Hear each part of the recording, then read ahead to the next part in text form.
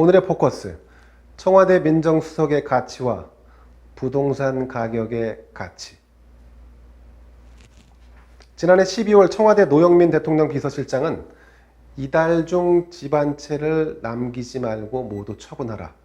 유예 기간을 6개월 주겠다. 이렇게 권고를 한 바 있습니다. 자, 6개월이 훨씬 지났죠? 지금은 8월 달입니다.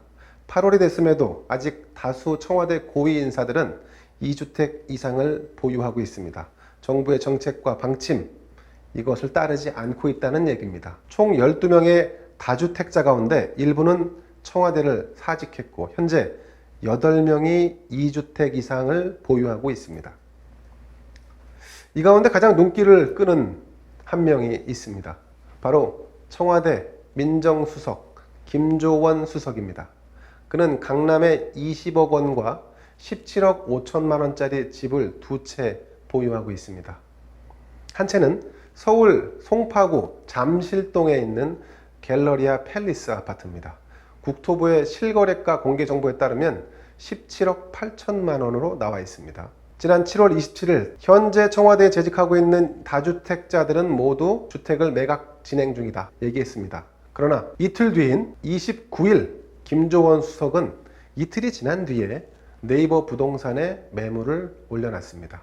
갤러리아 팰리스 아파트. 이 아파트의 매물 가격은 22억 원이었습니다.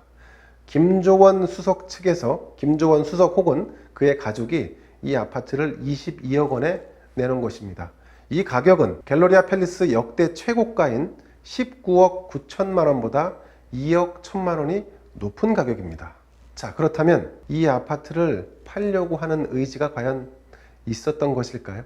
최고가 시가보다 2억 1천만 원이나 높은 가격으로 매물을 내놓으면 누가 이 집을 사려 할까요? 어쩌면 민정수석 재임 시에 안 팔릴 경우, 그만두고 사직할 경우 이를 계속 보유할 여지가 있다라고 판단한 건 아닐까요? 김조원 수석은 강남구 도곡동에 또 한 채의 아파트를 가지고 있습니다. 한신아파트. 이 아파트의 가격은 17억 5천만 원가량입니다. 여러분, 청와대 민정수석은 고위공직자의 인사검증 책임을 맡는 자리입니다. 정부 원칙을 민정수석 스스로 지키지 않는다면 영이 서질 않는 거겠죠. 사실 이 이슈가 논란이 되면서 김조원 민정수석을 보고 민정수석보다 강남 아파트다 라는 조롱까지 나오고 있습니다. 김조원 민정수석이 그럼에도 불구하고 2채의 아파트를 가지고 지금까지 버틸 수 있었던 힘은 무엇일까요? 그는 문재인 대통령과 막역한 신뢰관계를 형성하고 있는 사람입니다. 김조원 수석은 노무현 정부 시절 청와대 문재인 민정수석 밑에서 비서관을 지내는 인사입니다. 이후 감사원 사무총장을 거쳐서 문재인 당시 국회의원 시절에 민주당 당무감사원장을 맡았습니다. 지난 대선에서는 문재인 캠프의 경남 공동선대위원장으로 활동한 것으로 알려졌습니다. 현 정권 들어서 한국항공우주산업 대표이사로 임명된 바 있습니다.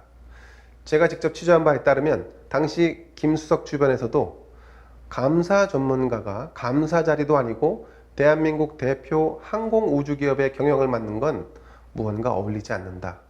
이런 비판이 나왔습니다. 조국 민정수석 이후 바통을 넘겨받아 청와대에 입성한 김조원 민정수석.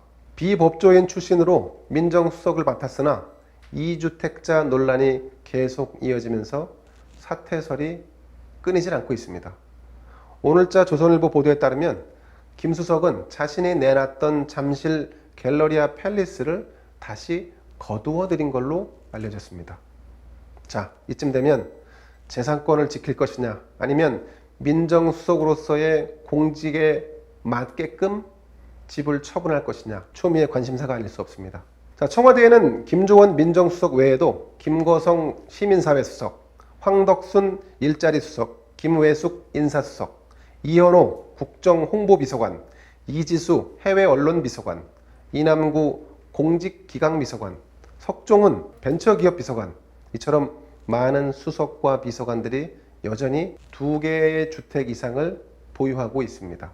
청와대가 내놓은 부동산 정책과 방침이 이처럼 내부 직원들에게조차 먹히질 않고 있는 상황입니다.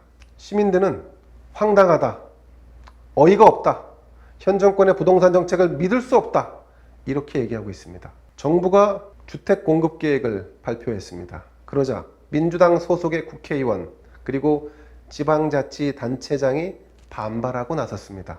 내부 직원들도 방침에 따르지 않고 소속 정당의 국회의원과 자치단체장까지 반발하면서 문재인표 부동산 대책에 이미 실패의 그림자가 드리운 것은 아닌지 강한 의구심이 들 수밖에 없습니다. 시장에 대한 통제와 개입으로 부동산을 안정시킬 수 없다는 사실을 이제는 인정하고 기존 정책 라인을 모두 교체하는 게 맞지 않을까요?